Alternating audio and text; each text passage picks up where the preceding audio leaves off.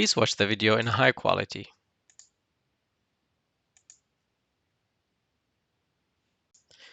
The Unity Universal Render Pipeline, or URP, offers friendly means to easily create optimized graphics across different platforms.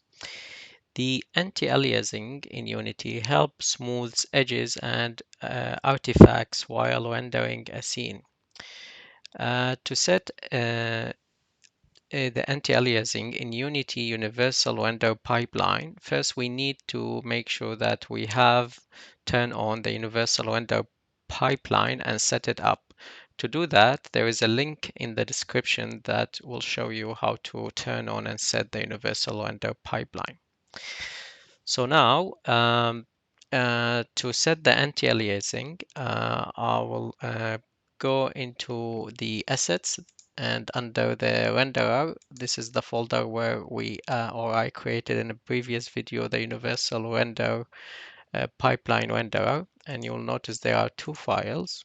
Make sure to select the file that end with pipeline assets, the asset one, and then go to under the quality, make sure the HDR option is ticked, and the anti-aliasing, here you could set it, currently is disabled.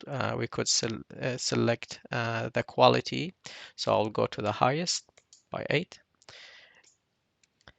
and under lightings, set the shadow resolution to the highest. It's 4096.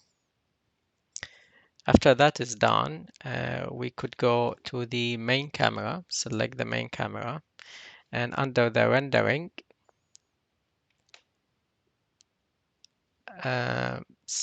go to the anti-aliasing, and currently it's set to no anti-aliasing.